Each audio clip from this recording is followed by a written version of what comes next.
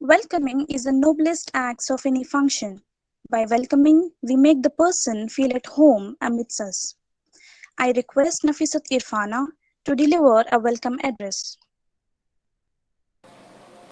Assalamu alaikum. Good afternoon, one and all. I am Nafisat Irfana, first year engineering student. Thank you to each and every one of you for being here with us today. It gives me an immense pleasure to start this auspicious occasion by heartily welcoming everybody. I heartily welcome guest of honor, Mr. Abdulla Ibrahim, Executive Director, PAET. Welcome you, sir. Thank you. I welcome our Honorable Principal, Dr. Ramis M.K, to this session. Welcome you, sir. Thank you.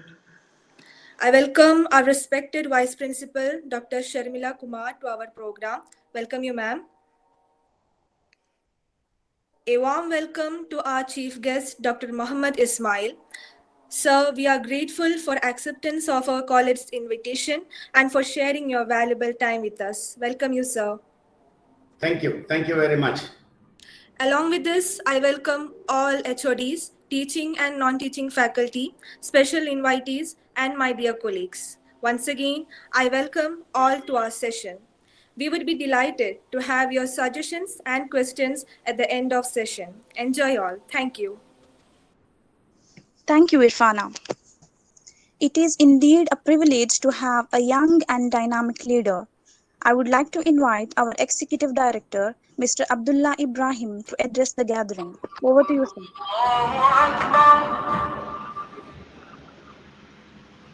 Hello, am I audible? Yes, Yes, sir. sir. Yeah. Assalamu alaikum and a very good afternoon. Respected chief guest of today's function, Dr. Ismail, principals, HODs, faculty members, and students of PACE group institutions, and the audience of this awaited program.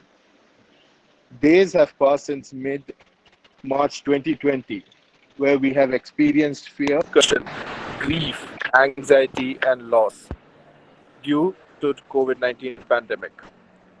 The second waves of COVID-19 has come as a shock to the education sector, societal setup, health systems, economies, and governments worldwide. Families have had to make adjustments to their daily lives, and these are adjustments they have never imagined they should be doing. Amidst the fear of the third wave of this pandemic, let us go by the proverb, prevention is better than cure. There is nothing more apt right now. Let's try to fight this pandemic through vaccination. But as the vaccination programs continue to roll out globally, we are seeing a lot of myths about the vaccines increasing. Providing employees and stakeholders with facts is a key initiative that workplaces can undertake during such situations. And this is the prime motive behind today's program. Today's program on COVID-19 vaccination, myths and facts, provides us a platform to hear from a renowned expert, ask questions, and prepare ourselves to fight against the pandemic. I'm very thankful to Dr. Ismail, who is one amongst the most prominent physicians in Mangalore. He took out his time from his busy schedule and acknowledged our invitation to deliver this topic. I understand that his knowledge, experience, and exposure as a frontline warrior in the fight against COVID-19 will make today's session a fruitful one. My dear students, staff, and all others present today, let us be cautious and not panic. The world has seen pandemics before too, and we have prevailed. We talk about a new normal in the post-pandemic period. As a result of the COVID-19 pandemic, we have had the opportunity to take a pause, a deep breath, and reflect upon what is really important in our lives. Every one of us have had the chance to do that during these lockdowns. The change to focus on appreciation, gratitude, support, and collaboration. Although this pandemic has taken many things away from us, it has also given us the opportunity to highlight what is truly important: our family, our friends, our health, our society. Let us have our own contribution on the positivity that this pandemic is going to leave with us and continue our journey to change the world. I believe the vaccination is going to be a cornerstone for all of us to face the world in the new normal. And I believe we can move forward strongly after this pandemic is over. Thank you. Thank you very much. Thank you for your kind words, sir. We cannot control all that happens to us, but we have an absolute control over how we respond to the changes in our lives. Today, I'm connecting with you from my home, and maybe you're listening to me from your home during this time of pandemic. And yes, it is a difficult, challenging time for all of us. Today, we are all aware of COVID-19 vaccination being done, and we have lot of information coming at us. So much information, so fast that it can make us feel confused and worried and scared sometimes. We also tend to believe in myths, be it good or bad, that doesn't matter. So, in order to make everything clear, we have an eminent personality with us, Dr. Mohammed Ismail H MBBS. Dr. Ismail is a professor and unit chief at the Department of Medicine in KMC Mangalore. He has done his FRCP from Edinburgh, MD in General Medicine from KMC, and MBBS from VNIMS Bellary. He has a rich experience of 30 years in various roles. Dr. Ismail is an accomplished teacher and has been an integral part of both undergraduate as well as postgraduate teaching programs. His lectures and discussions are often events which students flock to attend. Dr. Ismail is also working as the Honorary Medical Officer at the Government Wenlock Hospital, Mangalore, where he provides medical care to the poor and needy on a charitable basis. His exposure in the treatment of COVID-19 patients has made him one of the authority in the guidance of COVID-19 related cases. Dr. Ismail has published a book, around 10 general publications, and presented 6 papers in various conferences in countries like UAE and USA. He has delivered invited lectures, chaired sessions, and represented KMC in various forums in India and countries like England, South Africa, Russia, Switzerland, UAE, and etc. Dr. Ismail is also an active and enthusiastic lifetime member of Indian Medical Association since 2005. Dr. Ismail is a recipient of Good Teacher Award 2015, Kasturba Medical College, Manipal University. Dr. Ismail's contribution to the society is well recognized with various honors like Letter of Honor for Commendable Achievements, Al-Azhar English School, Hejamadi, Karnataka. He is also honored with the title, The Gem of Medical Field by Mangalore Literature Club during Feb 2019. Today, he'll be enlightening us on the myths and facts about COVID-19 vaccination. So my dear friends, let's listen to Dr. Ismail. Over to you, sir.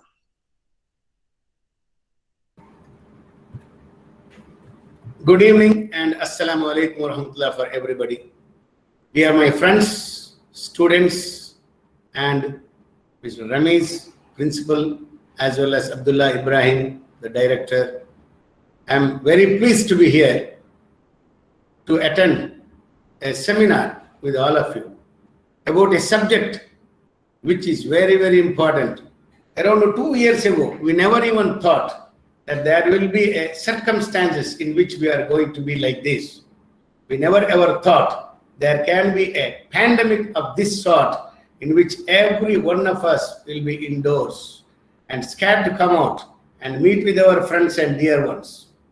Such an amount of problem that totally 17 crore people have suffered from COVID as of today, and around 37 lakhs of people have died of this COVID-19. COVID-19 is a disease. All of us know that not only we suffer, along with us, the whole family and the society and the whole nation as well as the world suffers. So it is our duty to see that this disease does not spread. It is not enough that we keep ourselves as very, very secure without even bothering about our neighbors, friends or relatives. That is why this COVID-19 disease is such a disease. Every one of the citizens of the world has a responsibility to see that the disease does not spread. All of you know very well in 2000, in December 31st, 2019, China's Wuhan province gave a letter to World Health Organization about a lot of pneumonia, about which they did not know much. And on January 17, 2020, they found out that it is a virus called as SARS-CoV virus. And this SARS-CoV virus gave rise to a disease in which a lot of people in that Wuhan area suffered, as well as the hospital, as well as the doctors treating the patients also had to go through a lot of difficulties as well as death. And then the World Health Organization gave it a name as COVID-19, Coronavirus Disease 2019. That is the name which all of us are now knowing it, and all of us are scared of it. It has developed into such a pandemic the world has rarely seen. Of course, we have had a 1920 and 22, we had a pandemic called a Spanish flu, in which about 50 to 100 million people had died. And of course, that disease went on for about 3 years, and every now and then, that so-called H1N1 flu keeps coming around 20 to 30 years as an epidemic. So we never thought that there is going to be a pandemic of this sort in our lifetime.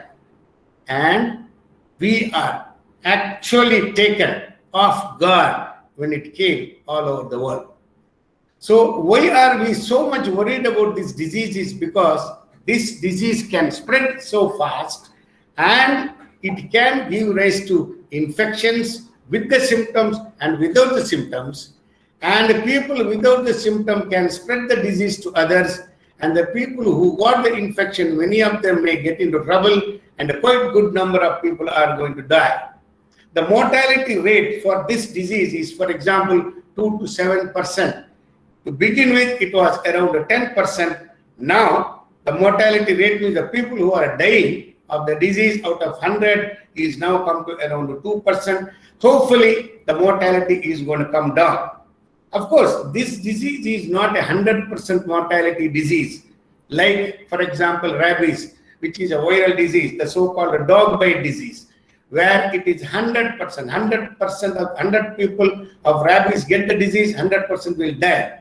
But this disease, the mortality, the death rate is comparatively less. But then the problem with disease is it spreads like a wildfire. Throughout the world, it is spread in a matter of 1 to 2 months.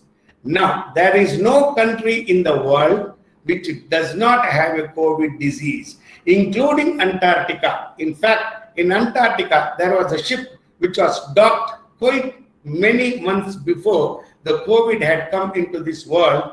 And recently, when they tested some of the people, they found that COVID-19 was there with them. So this is a disease in which every one of us have to take the responsibility to see that nobody suffers. And if nobody suffers, the world will prosper. Otherwise, we are all going to be doomed. So as our director said, that prevention is better than cure. That particular adage you cannot get in anywhere else more than what you get in COVID-19. This is a disease which can be prevented by many, many means. And one of the most important way to prevent this disease is by giving vaccine. This COVID vaccine is the one which has been developed so fast. No human being could imagine that we are going to have a vaccine like that. Ever since 225 years ago, Edward Jenner found out a vaccine for a smallpox. And then we had vaccine for so many other disorders. The fastest vaccine to develop is this COVID vaccine. Polio vaccine took almost 40 years to develop and come into the picture. This particular vaccine is developed within a span of 6 months. The reason is because of the increased technology and increased aid as well as the financial support to all the pharmaceutical companies which are making this COVID vaccine. All of us, all over the world, should welcome the advance of this vaccine with a wholehearted way. But unfortunately, there are going to be a lot of myths around the vaccine, and through the social media, you will be finding out so many things coming in the way of the vaccination, and there are so many people saying so many things that you should not vaccinate at all. And quite recently, there was one of the social media news going around the whole world saying that one of the Nobel laureate, his name is Luke Montenegro, he is the man who is supposed to have said that whoever gets vaccinated is going to die within 2 years. In fact, he never said that. Of course, he is not in favor of vaccinating everybody. He feels that there is going to be antibody-dependent enhancement. In other words, what that scientist feels is that if you vaccinate, the chances of the variant of the virus going to affect you is more. Never ever he has said that whoever takes vaccine are going to die within 2 years. So these and many other myths are there in the midst of us, which comes in the way of our vaccination program. Vaccination has to be done for everybody, and the only problem now about the vaccination is the availability. Once it is available, everybody has to take it. Now, there is one particular problem in the vaccination. The question keeps being asked about is that whether it is going to give rise to infertility or whether it is going to give rise to fertility problem in women or in men if we take vaccine. This particular question has absolutely no scientific ground. In fact, vaccination, COVID vaccination has got nothing to do with the fertility at all. We have seen many patients who are taking vaccination and becoming pregnant. The reason why this particular doubt crept into the society and the social media was some people thought that this protein which is present in the virus, which is called as a spike protein, the vaccination attacks this spike protein, and that is how it prevents the virus. And the people felt that there is a protein like the spike protein in the placenta of the women, and this antibody can affect the placenta of the women and give rise to fertility. In fact, these two proteins are entirely different, and it has got absolutely no connection. The second question asked is, will the COVID vaccination itself will give rise to COVID? No, because the vaccination what we are giving is nothing but a spike protein oriented vaccine. It does not contain the full virus, it does not contain the live virus, and hence this COVID vaccination can never ever give rise to COVID in itself. And there are a lot of people who say that this vaccination has come so fast, so it may be not fully safe. So it may be that this vaccination brought in a hurry, and hence it has not been tested properly like how we used to test the other vaccines in the past. The reason is this particular mRNA vaccine, which is now there by the Pfizer and Moderna, this mRNA technology is present for the past 20 years. And all the other requirements to produce the vaccines were all there. The only thing which we required was the genome of the virus, and the Chinese government gave the genome of the virus way back in January 2020 to the whole scientific community, and the whole scientific community could make out what exactly this virus was and develop technology with the speed which was required for this kind of a pandemic. And this particular vaccine is tested the way any other vaccine in the past was also tested, and absolutely no stone was unturned and no corner was cut to bring out the vaccine. Its safety is not to be questioned at all. So This vaccine, whether it is a mRNA vaccine, whether it is other vaccinations, all the vaccinations at the moment which is there in the supply in the whole of the world, all of them are absolutely safe. And after this COVID vaccination, whether it is going to give rise to problems, yes, you can get after the COVID vaccination, you can get fever, you can get body ache, you can get myalgia, and these kind of things can happen. It's not very, very common at all. In fact, all over the world, the doctors and the healthcare workers in the front line, all of us have taken the vaccination for so many months, and God's grace, nothing has happened to any one of us so far.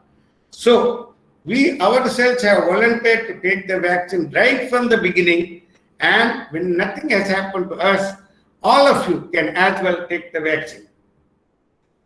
Then there is the adverse effect are very few. And if that is there, it can always be taken care of. Of course, there are few vaccines, some complaint is there regarding the thrombosis and the blood clotting mechanisms, which happens very, very, very rarely, and we really don't have a direct evidence to say the cause and the effect of the virus has given rise to this clot at all. Of course, whether it is going to give rise to the clotting mechanisms, we are going to look into, but it happens very, very, very rarely. And there is a treatment if there is a problem with the COVID vaccine. There are a lot of myths regarding the change in the DNA of the human being if you are giving the mRNA vaccine. mRNA is a messenger RNA vaccine, which is the latest vaccine in the world. So far, this kind of a vaccine has never been used and never been prepared. This mRNA vaccine is made by the Pfizer as well as Moderna.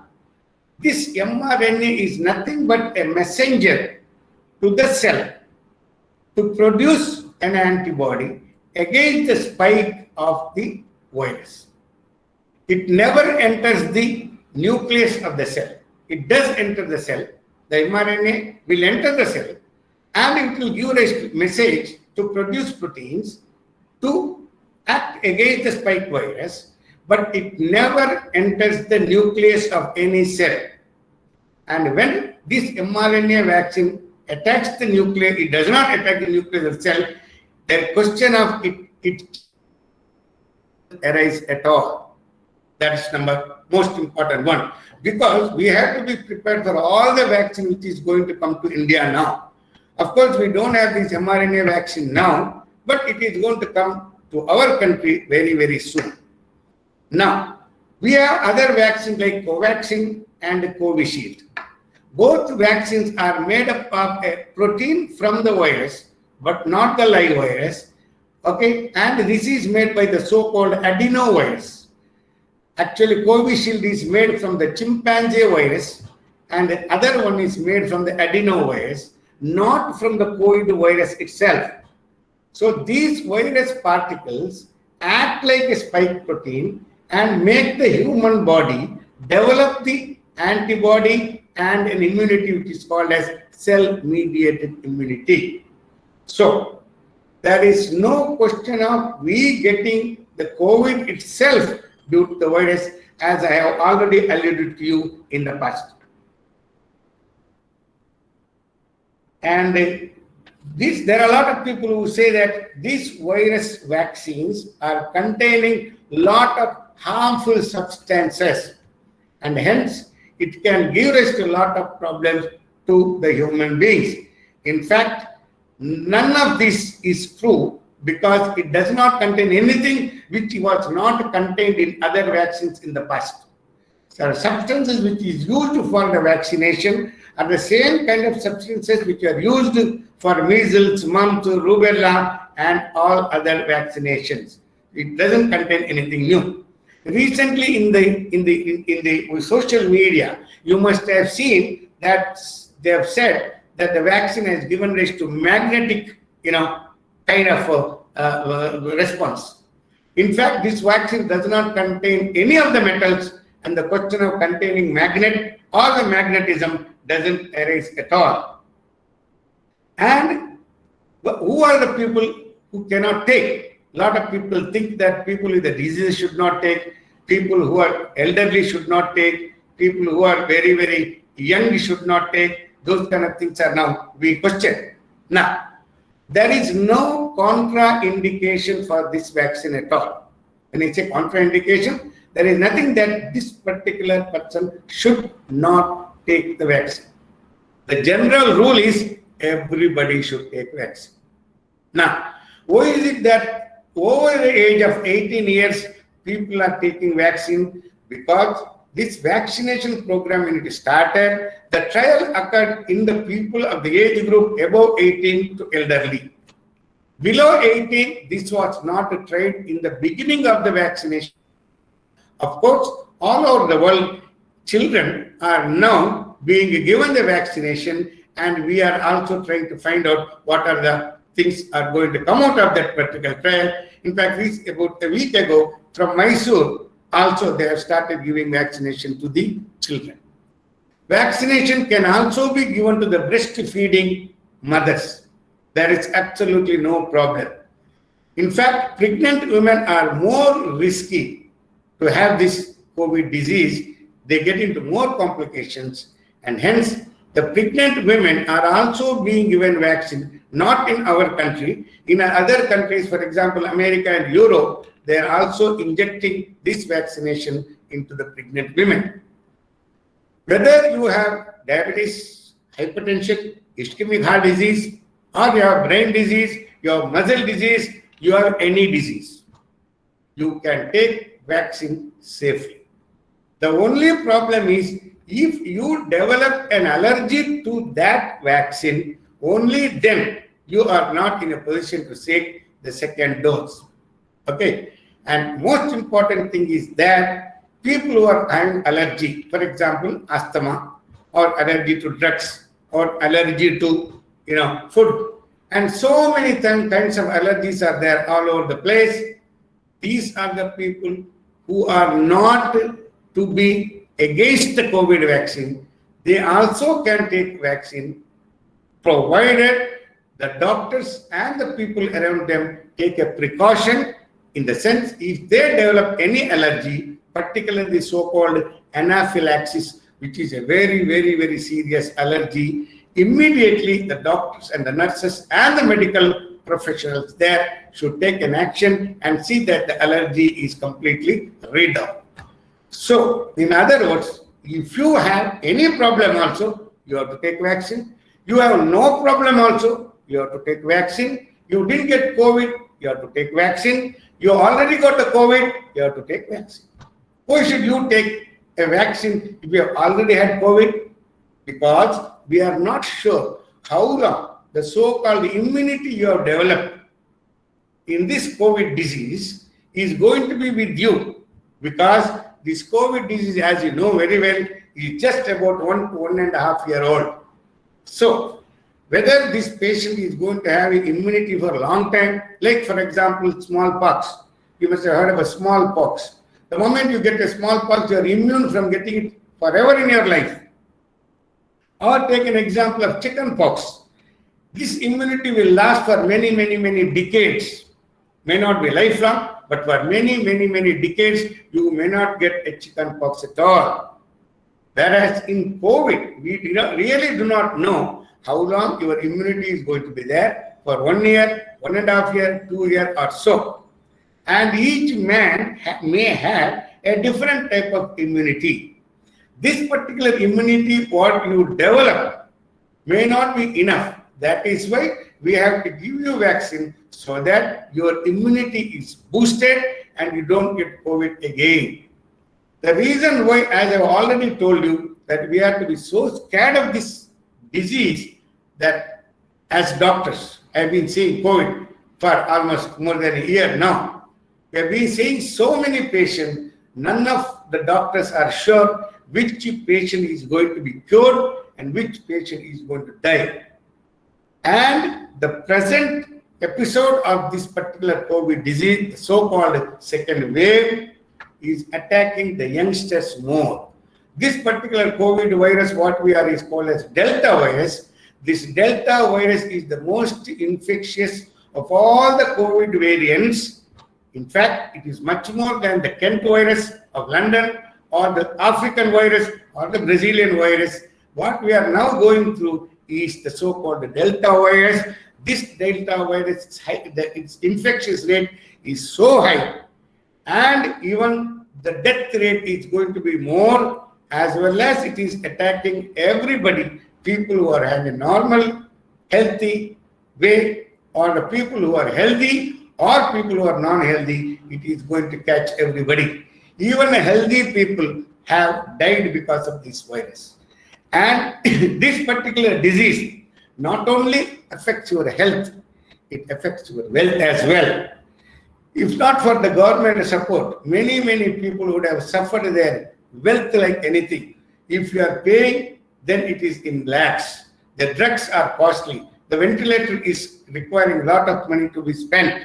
And once you are admitted, nobody is sure how long you are going to be in the hospital.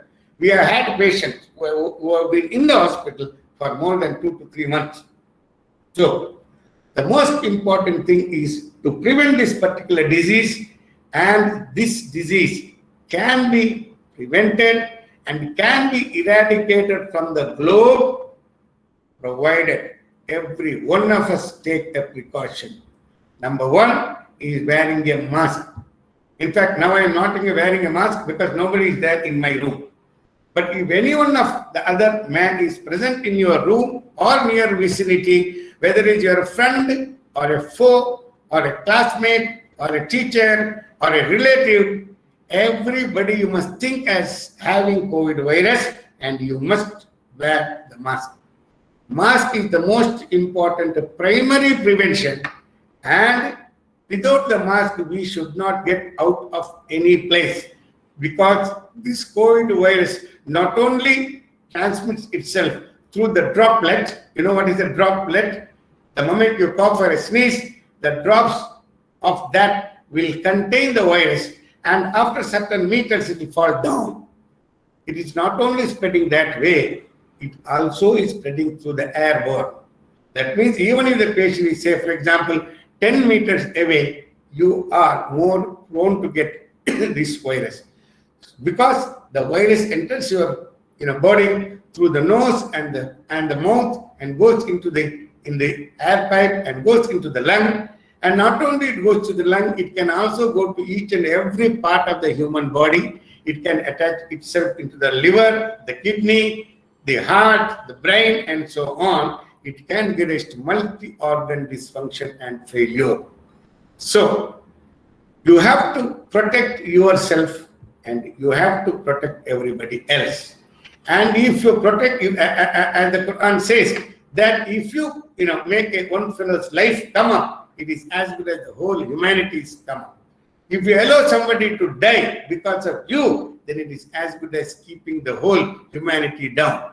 So that is what I'm trying to tell you, is that we have to see that this particular disease is eradicated from the face of the earth once and forever. That can be done by the collective work and collective cooperation of every individual person of this world, every individual citizen of this world.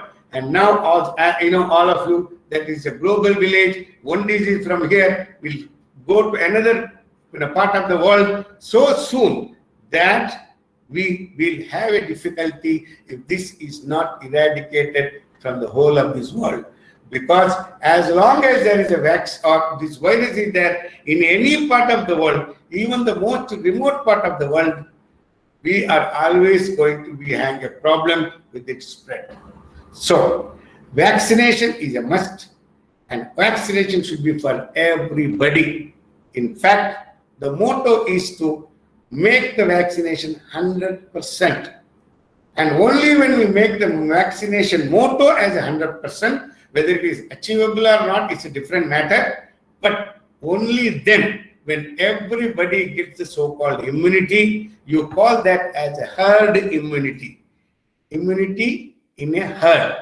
This immunity in the whole of the population is going to give rise to the eradication of this virus. The virus naturally, it's a nature of the virus, keep on changing its position, color, shape, and that we call in medical field as antigenic shift and antigenic drift.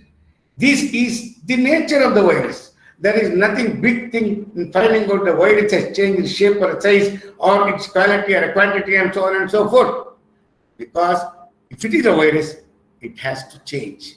Every living organism in this world, including human beings and animal beings, would like to survive.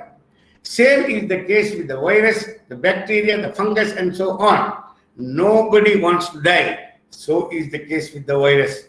So when you are coming out with so many things, virus also tries to change.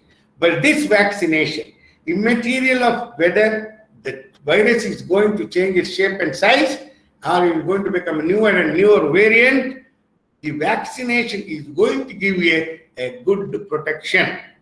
One thing all of us should know, that the moment you give a vaccination, it does not mean that you are going to be 100% protected. It is like wearing a seat belt in a car. You have to wear a seat belt and you must have a car with a balloon so that when there is an accident, it takes place. But in the same way, let's say you meet with an accident, you might come out of it without any problem. So suppose let's say you have been vaccinated properly and fully vaccinated. That means 2 vaccines you have taken properly on time. Then the chances of you getting the viral infection, COVID, is rare. And even if you get the disease, the chances of you getting admitted in the hospital is very, very rare. And then, even if you get admitted in the hospital, you are going to be in the ICC and the ventilators and so on and so forth is almost zero. In other words, vaccination will protect you from getting the disease, though it may not protect you from getting a virus. Just because you get a virus, it does not mean that you should get the disease. That is why in COVID, there are symptomatic and asymptomatic persons who may have the virus, may not have the disease. So that is the most important thing about the COVID vaccination. So after the COVID vaccination, should you wear a mask or no? That is the question everybody is asking. People are asking the social media. If you are going to vaccinate, then you have to keep a social distance, then you have to wear the mask, and then you have to keep on washing your hand. What is the fun in giving the vaccine? The reason is very, very simple. When we all get vaccinated, let us say the whole of India get vaccinated, definitely we can remove everything. We can remove the mask, we can need not have a social distancing, we can have for a marriage thousands of people, and like now only 50 people. So the reason is, the moment you vaccinate yourself, the other man is not vaccinated. Because the other man is not vaccinated, you may get the virus, you may not get the disease, but you may infect another person. That is why till the majority of the people in India or in the world get vaccinated, this social distancing and face masking will continue to be there. Usually whenever there is a pandemic, these pandemics usually will be there for about 3 to 4, 5 years. After that only the virus becomes very much, it loses its potency and it may not give rise to problems later on. So the whole thing in a way is that we have to be prepared for at least 2 to 3 years to be with whatever we are doing and to be careful even after the unlocking of the lockdown is over. Just because we are going out of the lockdown, it does not mean that we can be free like before, free like what we were 3 years before. All of us will have to take precautions on that. So now the COVID vaccination is available in government and also in the private facilities. Henceforth, more and more vaccinations are going to come. We are going to get a Russian Sputnik vaccine by 15th of this month. We also are going to get other vaccines from other places. And when more and more vaccines are available, it will be available in the private facility as well as the government facility. And the central government has told that the government is going to give free vaccination whoever wants. And anybody wants a private vaccine, they can also go for a private vaccination. So, the most important takeaway for today's discussion shall be vaccinate each and every person immaterial of what he has got. Whether he has money or is no money, he requires to be vaccinated. Nothing short of a vaccination as far as the COVID disease is concerned. And hence, I would like to end this talk here. And if you have any questions on COVID or COVID vaccination, you are most welcome to ask questions and get our practical experience of what will happen with our patients. We are ready to tell. And number one. Number two, the most important thing I forgot to tell you is regarding this mucormycosis, the so-called black fungus. This black fungus is more common with the so-called delta virus. During the last wave, we never had a mucormycosis at all. Now, we are having a good number of mucormycosis called black fungus, and this is a very serious disease. It gives rise to morbidity. Morbidity means it gives rise to problems to the person, as well as it gives rise to mortality, that is death. And it is very expensive to treat this patient.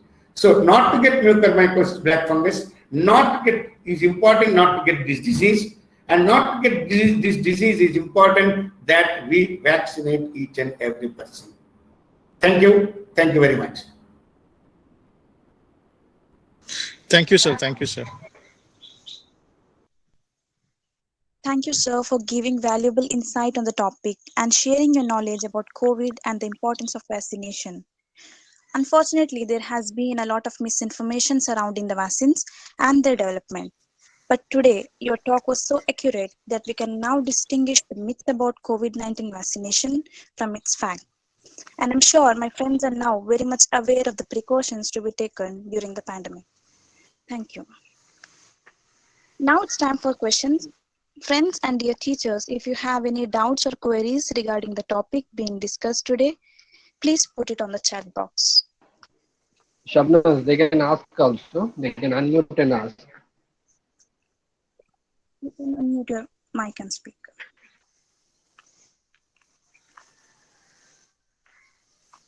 One question has been asked. I think one message has come. What is the black fungus? I suppose the question is like that. Black fungus. Okay. What is mucormycosis? In fact, I already told you what is the cause of black fungus and how a person gets it. Now, there are a lot of reasons why a black fungus is come, actually. Okay. Now, this black fungus or mucormycosis is not a new disease. It's not a new disease. We have been seeing black fungus. In our experience, we have seen quite a good number of black fungus, mucormycosis. It's called as mucormycosis, and I would like to call it as mucormycosis than the black fungus, which is a misnomer, not a very good name at all in the first place. Okay, so this mucormycosis is not a new. It has been there years. It has been there for more than 5,000, 6,000, or 10,000 years. And recently, you must have seen in the Mars, that rover which has been sent there has taken some photo, and some of them were looking like fungus, right? These fungus are there everywhere, and the mucor fungus is also there. Now, the mucormycosis will come when a patient's immunity is in trouble. Okay. What is the reason for this immunity? The immunity may be because of the comorbid condition like diabetes and other diseases. And in fact, the most important thing you should all know is that this COVID disease, particularly this Delta virus, is giving rise to change in our immune system. And it falls prey into this mucormycosis. The moment the immunity is reduced, the mucormycosis enters and then it spreads. So it is not just because of the so-called steroid. A lot of people are talking about steroid. We have been using steroids well before this COVID came. And the steroid has been there in the market for years and years. So steroid alone is not the reason for mucormycosis. I sincerely feel, and a lot of articles are coming now, the original article, saying that this Delta virus itself is one of the reasons to decrease the immunity like anything and invite mucormycosis into the body. So there are a few questions in the chat box. Chat box. Is there any issue taking vaccine while we are COVID positive? Yes, it's a good question actually. When you are already having a COVID virus in your body and or you are having the disease in your body. See, when I'm telling these two things are different. You may be having no disease, but you may have COVID virus.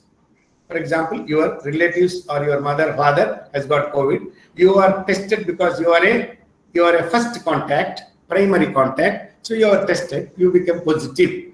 Just because COVID virus is there does not mean that you have got a COVID disease. In fact, that's why we call it as asymptomatic and mild symptomatic and mild severe and all those of things. And the treatment also depends. Just because you are having a COVID virus, we don't give any treatment for you. We'll just keep observing you. Whatever it is, the moment you have a COVID virus in your body, you need not take the vaccine. Rather, you should not take the vaccine that time. In fact, it should be 3 months after the virus has been taken from you or you had the disease. So you also should take the vaccine 3 months after the virus has entered your body. Because once you have a virus, you are going to have an immunity. So even if you take after 3 months, 6 months, doesn't matter. Your immunity may go on for a year. So you can take any time after 3 months. But let us say you are one of the students, you have to go abroad. Now the vaccine is very, very important. Without a completed vaccine passport, you are not going to be allowed anywhere in the world. Okay, let's say you are a student, you want to go for higher studies to America. They want you to have a vaccine. In that case, there is nothing wrong in taking vaccine even earlier. There is no problem at all. Sir, and one more question. As the days passing, the virus is becoming more and more powerful. So the present vaccine may not be so effective. What would you like to say about this? In fact, I have already alluded to in my discussion regarding this, immaterial what the virus does. But we will do one thing, that we will take vaccine. Every vaccine, whichever color it is, it doesn't matter. It has an effect on the spike protein. The whole virus is because of the spike protein. The problem because the virus is because of its spike protein. And every vaccine will have one or the other kind of an effect on the spike protein. And hence, definitely there will be a good effect and you will not have a serious consequences. And as I already told you, virus has to keep changing. It is nothing new. Every virus will keep changing. So it doesn't matter. So because we have been having H1N1, influenza, that people are taking every year that vaccine because it comes only for a year. So that's it. It has been seen that who else used to take the vaccine of COVID, especially second dose, the place where it is given, that area is get attracted by the magnet. Why is it happen? So I already discussed even before your question came. Okay, Tawheed Bag Siraj, he's asked the question about which yes, I have already discussed. Yeah, I have already discussed about that. There is absolutely no metal. There is absolutely nothing which can give rise to magnet in that particular vaccine at all. Okay, the reason why these people thought of this in the social media is this particular injection, what you call the syringe, that contained a material for the doctors and health workers to know that where this vaccine is made and what is its expiry date. A small microchip was put into the syringes in United States of America by the company which produced the vaccine for the people to know about it. But it has got nothing to do with injecting your microchip into your body at all. And there is no metals, there are no metal piece, and there is no magnetism at all. Nafisa Irfana, is it necessary to take second dose of vaccine? Yes. The reason is the primary vaccine, the first dose will give you 50% of immunity. The second dose will make it 100% of the immunity. So it is natural that you always take the second dose. And when you have taken the first dose, you have no business not to take the second dose, except when the first dose has given rise to serious reaction. Okay. People are saying patient using.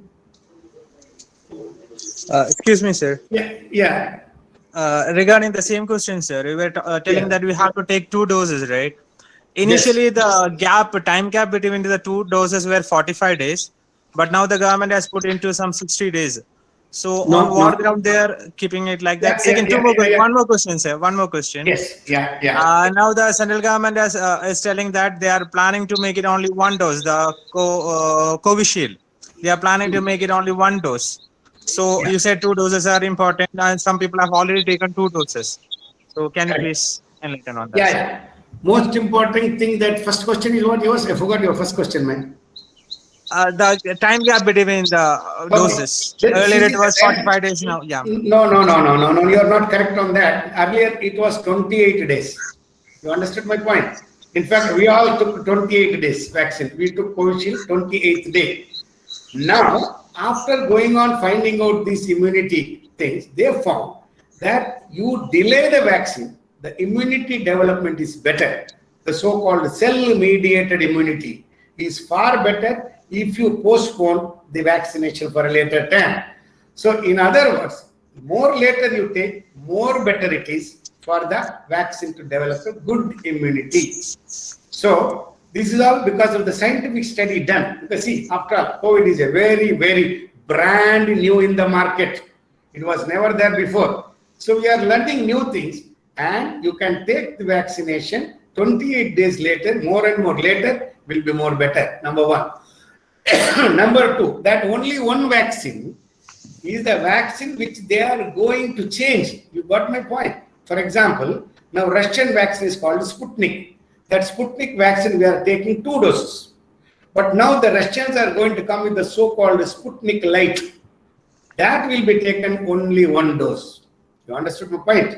They are going to change a little bit in the chemistry, in the change of the chemistry of the vaccine, which will make them come for a long time, and that is how they are going to give only 1 vaccine. It is not that the present Covishield is going to be used for only once. The present Covishield is 2. The present Covishield will be changed. It will be tweaked to become such a vaccine that only 1 vaccine is enough. For example, that Johnson & Johnson vaccine is only 1. You don't have to take 2. And Russian Sputnik Light is going to come. That also going to be 1. In fact, even other people are also going to come in the way, so that in future you will have only 1 dose vaccine. But as of now, whatever the vaccine available in our market is to be taken 2 times. Thank you, sir. Thank you very much. Shiny biotechnology. Is arsenic album a homeopathic medicine effective? Can it be a substitute for a vaccine? This is one of the most difficult questions for me to answer, because I am an allopath. I am not a homeopath.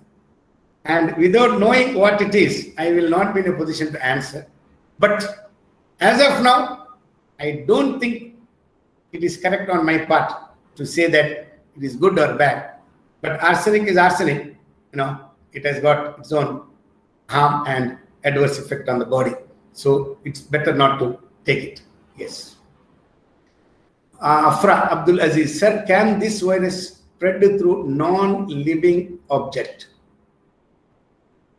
That is called fomites, from the surface, from the shirt, from the wall, from the door knobs, like that. In fact, this is what was usually thought, initially was thought also. But the most important way in which it spreads is through the droplets and the airborne. Now, what happens is the surface contains the virus. You touch the surface, and same hand you start using on your nose or on your eyes, the virus will be transferred through the nose and into the eyes, into the airways. So that can happen actually. But 99% of the way, the modus of operation of the virus is through the droplets and the airborne. And we do not want to take even the smallest of the chances. We would also be very careful on the surface transmission also. But the latest study says it is not that important. Like, for example, a lot of countries, a lot of cities used to go and disinfect the whole road, whole building. And in fact, I remember a lot of lorries were disinfected in Talpadi. They had one booth where that lorry will enter and they were disinfecting. All those are not actually required. The most important, let us say you touch, wash your hand. Keep on washing your hand. That is better than keep on washing the surface. Yes. What happens if we take vaccine before 3 months? Nothing happens. In fact, we have taken vaccine before 3 months, one vaccine. After 28 days, we have taken another vaccine. And even if you get a disease, after 3 months, it's better to give. But if you take earlier, as I already told you, nothing will happen, don't worry. People are saying that patient using blood thinner tablet should not go for vaccine. A very nice question from Praveen Suvarna. Actually, no, it is not correct. See, what injection we are giving is an intramuscular. It is in the muscle. And the people who are taking the blood thinner are usually the ecosprin tablets called antiplatelet tablets. Particularly for ischemic heart disease and stroke patients are taking these. Nothing happens. Nothing will happen. But there are some other blood thinners called as anti-clot blood drugs, anti-clot drugs. Those drugs, when you are taking, if you inject, you may have a little bit of bleeding in that area. Nothing else happens. If you put a lot of pressure after immediately injecting into this place, and it will stop as well. It is not necessary that we should stop any drug before we give vaccine. And Sanad Fazal, is it okay to donate blood after getting the COVID-19 vaccine? No, not for about 28 days. Only after 28 days you can give. But recently the guideline has changed, but it is better not give for about 3 weeks. Nothing will happen, but the blood bank will not take your blood because a donor is supposed to be a healthy person. We have had COVID now. For another few months, you are not that healthy. That is why it is not taken from you. And Muhammad Zakir, can a person with above 60 years age and if the diabetes can take, in fact, he should be the first person to take, because if a diabetic person gets the vaccine, gets the disease, he will be in the biggest of the trouble, so he must take. And Yashaswini, can you enlighten us regarding plasma donation by people recovered from COVID-19? Yes, this plasma donation, we have given enough and more number of patients in Mangalore. In the last, the episode, as well as the present episode also, we were giving plasma, and then after so many patients, we are given plasma, and the All India Institute of Medical Science did a very big study, and the latest ICMR guideline, Indian Council of Medical Research guideline, is that it does not help and we need not give. So we have now stopped giving plasma for any patient with the COVID.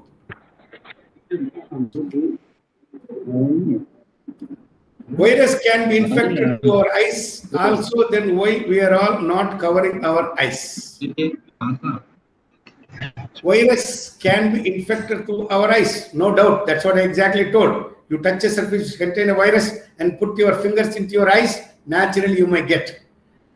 But that chances are very less. It does not go like the nose and the face. In the face and the nose, it will come through the air or the droplet. Into the eyes, it will come only through your fingers, except when we doctors, when we go to the ICC, there are a lot of aerosol generated because of the ventilator, because of nebulizer, because of so many things. So many, that aerosols are developed that can come into our eyes. So whenever we go to the ward, particularly COVID ICU, we go with the full kit, the PPE, personal protection equipment, which covers from the top to bottom, everything. So that is only for us, the healthcare workers. For the general public, not necessary to cover their eyes at all. You have to keep on washing your hands. That's the only thing. Sir, Bill Gates has predicted that the world will be completely back to normal by the end of 2002, overcoming COVID-19 pandemic. 2022, you mean, not 2002. 2022, isn't it? Correct. You're right. Are you hearing me? Hello? Yes, yes, sir. Yeah. No, it's not just Bill Gates. Everybody feels that the COVID virus has to disappear. See, a virus cannot remain in this world forever. Virus, by its nature, the so-called fitrat, it will always have to go, or it has to become so weak that it won't give us any problem. It will be with us. This virus will be with us, but it doesn't give us the same kind of problem. So whenever there is a virus outbreak, for example, I told you, in 1918 to 1921, during the First World War, there was one of the biggest virus called a Spanish flu. It affected 100 million people died because of that, the whole world. It also went after 3 years. They didn't have any of the vaccine like what we have. They did not have all those gadgets and social media and so on. Even then, the virus just disappeared. Of course, it keeps coming like a seasonal flu. The virus is still there, but it is not giving rise to problem like how it started.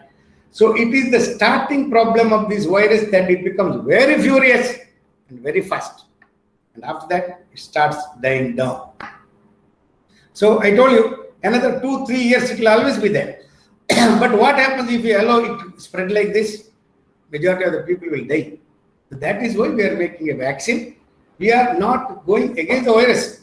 We are going against its effect on our body so that it doesn't enter our body. That's all. We are not doing anything to the virus. Virus will be there.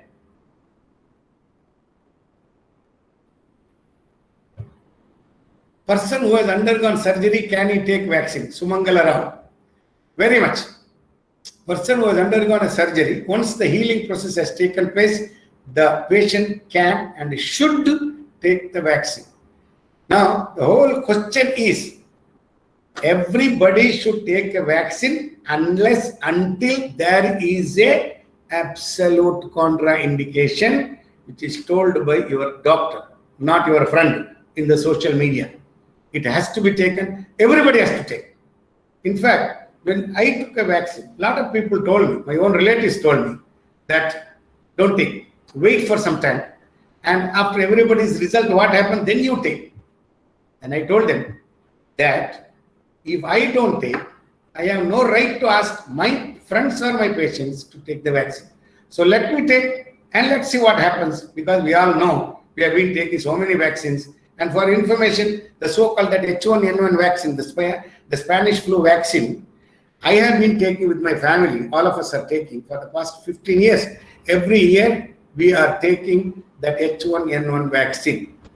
So it's not going to give us any problems. See, we have been taking vaccine so many years. Nobody asked a question. When it came to COVID, everybody started problem. So this is the things we are having. So not taking vaccine is going to have problem for all of us. So make everybody feel that they have to take a vaccine, whether they are 18 or even below. We are going to give vaccine. Even pregnant ladies, we might start vaccinating them very soon after the ICMR gives permission. Side effects are witnessed in some people after taking the vaccine. Sheikh Aftab Dawood. Yes, the side effects are very, very, very, very mild. Some people may get little myalgia, that means muscle pain, headache, fever, and those kind of things. And it's not a very, very serious matter at all. So I don't think you have to worry about side effect. For that matter, everything is in this world has got a side effect. If you eat too much, you get sleep. That also a side effect of eating too much. Okay. So whether this side effect has got a severe adverse effect, that is what is to be noticed. Thus, virus spread from dead body. If not, then why so much of protection taken during the burial and cremation? Why dead body is not shown to family members? Now, regarding this, this virus will spread from one person to another person through the droplets or airborne. I have already discussed with you. The moment a person is dead, naturally, he stops breathing. So from that person's lung or the airway, the virus cannot spread to anybody. But then his body will be in the surface, his body surface may be containing a virus, and that virus may contact your hand, and that hand you may put the things on your face, and that possibility is definitely there. You may get infected. By going near the dead body, you will not get the virus at all. But why are we taking so much of a precaution? The reason is very simple. Prevention is better than cure in COVID, because we don't have 100% curative treatment at all. The so-called remdesivir is not 100% effective. Any drug for that matter in COVID is not 100% effective. So we don't want anybody to get even the remotest chances of getting the virus. We don't want that to happen, because it is not one man's disease. everybody's disease. One man gets, he infects the whole of the area, the so-called super spreaders. That is why, take precaution, handle the body. You wear a PPE kit, handle the body, no problem. You wear all protective glove and then go near the patient or the dead body, there is no problem. But you cannot be like what you are doing before. You go hug the dead body and all those things is not possible at all. Till we are all vaccinated. Let's say you're all vaccinated, then there is no problem at all. Which vaccine is good, Covishield or Covaxin? Muhammad Munawar, yes. Both of them are good, both of them are effective. The latest study now says, today's, for that, I think you must have read in Hindu paper today, in the daily Hindu paper it's given there, Covaxin is supposed to be better for the present Delta virus than the Covishield. But in a long term, both of them are equally good and there is no problem. Covishield is the vaccine which the international governments are accepting. The World Health Organization has not accepted Covaxin so far to travel abroad. So this problem is there. So maybe after a few months later, even Covaxin will be accepted by the World Health Organization. So it doesn't matter whichever vaccine you get, use that first. Don't wait for tomorrow, because tomorrow you may get COVID and day after tomorrow you will be in the ICC under some doctors. Okay. Iftikhar, we are using vaccines, but when we will finally have a medicine that actually cures this disease? Now, this is the only time this is the only disease where we found a vaccine first and antiviral later. It never happened like that before. So, because of the technology, we found out the vaccine very first.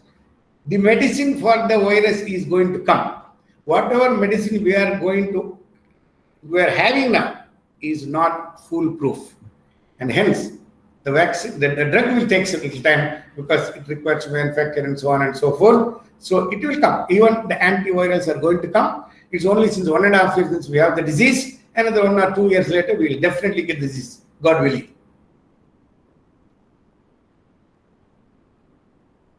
Whether a time gap to maintain to take vaccine if a person was affected from COVID. Yes, as I already told you, Professor Shamna, that COVID disease is there. You can take the vaccine after 3 months. But if you have some emergencies, you can always take earlier also. There is no problem. But it is because once you have got a COVID disease, you have an immunity, you are safe from getting another COVID for at least another year. So you can take any time after 3 months.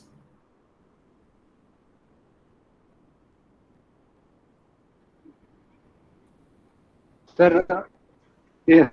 Professor Ramis? Yes, sir. Shall I ask one question, sir? Yeah, you can ask any. Yeah.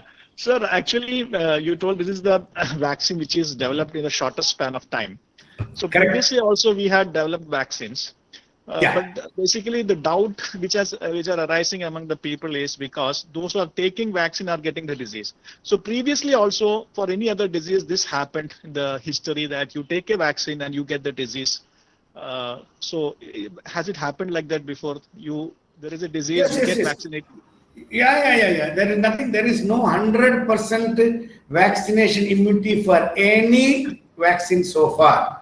Whether it is measles, mumps, rubella, what we give to the children after giving vaccination also they got it. Polio vaccine we are given. By God's grace, it has become very much low, and in India we have already eradicated. But in some countries, even after getting, you can get.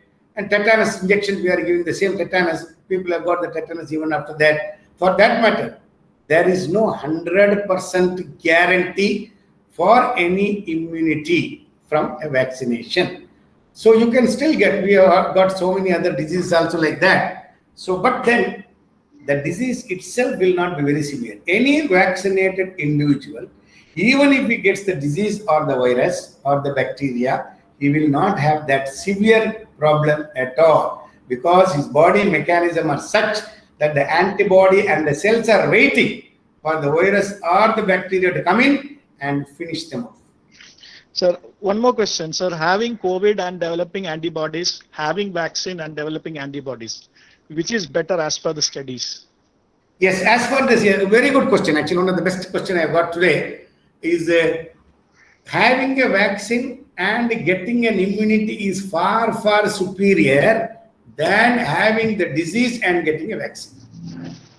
The reason is, once you get a disease, you don't know what is going to happen to your body, what are the organs developed already in trouble, and you don't know. Maybe another future days you will know about that. Whereas this vaccine contains only a spike virus particle, not the whole virus.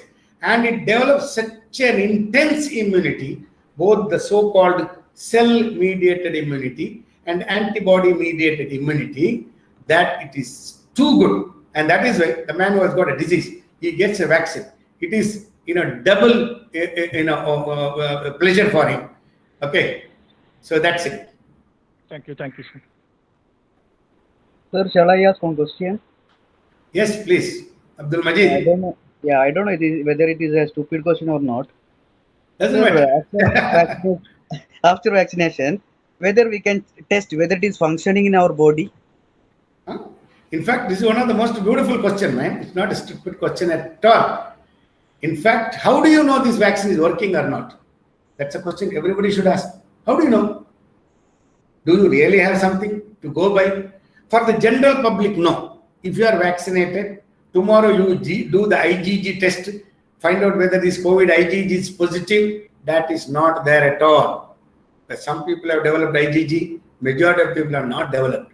In fact, the latest CDC guideline, CDC means, Center for Disease and Communicable Disease of America, one of the most important body, and the man who is running it is Anthony Fauci. He is the biggest infectious disease specialist in the world.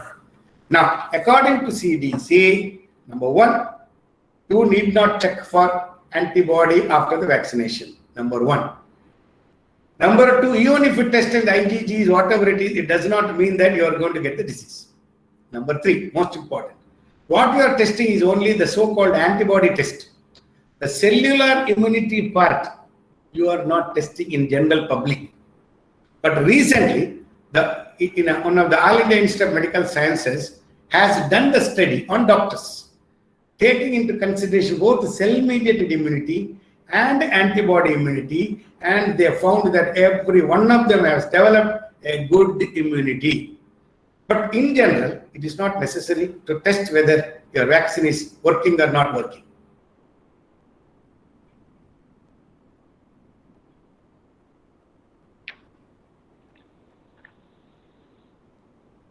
Sir, whether we can take further questions?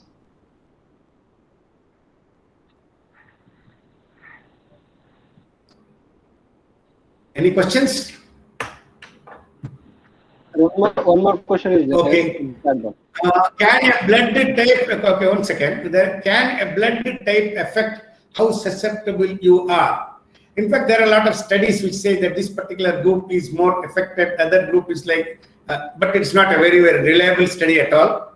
And just because blood group A, let's say, is going to be more prone to get COVID, and blood group B is not going to get, that give rise to a false sense of security, and it is not absolutely scientifically correct also.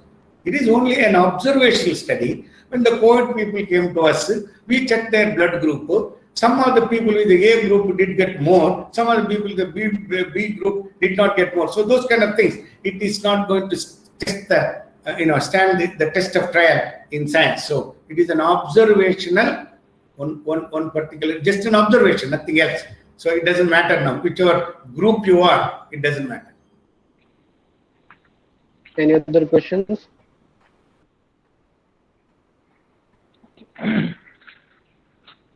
Yes. We can go ahead, no? Sharmila, we can go ahead. Continue. Very well. I think it was a joyous discussion. So we are at the end of chat session as well. Next, we are going to listen to the man who doesn't need any introduction and known among all of us for his wisdom and knowledge. Our Honorable Principal, Dr. Ramis M.K. Sir, I humbly request you to speak a few words. Over to you, sir. Respected Chief Guest of today's function and Speaker, Dr. Ismail Sir, Executive Director Abdulla Ibrahim, HODs, faculty members, and my dear students. In fact, I know Ismail Sir for a quite long time, being a patient of my own self and my family members, and I regularly visit his clinic for one reason or the other. So I usually admire him as a doctor, how he deals with the patient. You go with a disease, talk to him. When you come out, you feel a lot of relaxation. You go with any type of disease in a very severe condition, but the way he deals with the patient is admirable. We feel a lot of lightweight in the heart once you come out. But usually what I used to listen one more thing about Ismail sir from the students of KMC, that is for his classes, lectures, people flock in. So today I have understood, sir, really why the students attend in large number of your classes. I was listening to your talk throughout, the way you presented the content. Thank you very much, Professor Ramis sir. Thank you so much. Thank you, sir. And the way you addressed all the points and the discussion, how it has gone after the talk also shows the interest of the youngsters.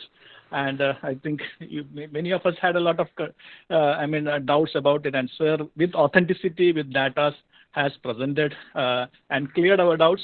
Now let's move ahead to fight this virus, and let's, in the shortest span of time, let's hope for a world which is totally eradicated from this deadly virus. Let's make ourselves prepared to face the new normal, and let us be the ambassadors to face the new normals to the whole society. Thank you, one and all. Thank you, sir. Thank you is a word, when it is said with whole heart and soul, radiates peace, love and harmony all around us. Here I call Disha to express her words of gratitude. A warm good evening to all. It is my privilege to propose a vote of thanks on this occasion. I, on behalf of PA College of Engineering and PA Educational Trust, I heartily thank our chief guest, Dr. Mohammed Ismail H, who spared his time from his busiest schedule. We are thankful to you for giving a knowledge of COVID-19 vaccination, myths and facts. Once again, thank you, sir. Thank you very much. I would also like to thank Honorable Mr. Abdulla Ibrahim, Executive Director, PA Educational Trust, for his gracious presence in this auspicious occasion. Thank you, sir. A special thanks to our respected principal, Dr. Ramis M.K, for being the catalyst that stimulated us to do our best and standing as pillars of strength. Thank you, sir. Thank you. I thank our beloved Vice Principal, Dr. Sharmila Kumari, for providing encouragement and support. Thank you, ma'am. Thank you very much. I also extend thanks to the HODs, teaching and non-teaching staff members for their unflinching support and coordination. Finally, I thank the students who have turned up in such a great number for showing their interest and involvement in this program. Once again, I thank all for your cordial cooperation. Thank you. Thank you to you as well, Disha. We have come to the end of our program, so let's wind up. Once again, I thank you all for finding time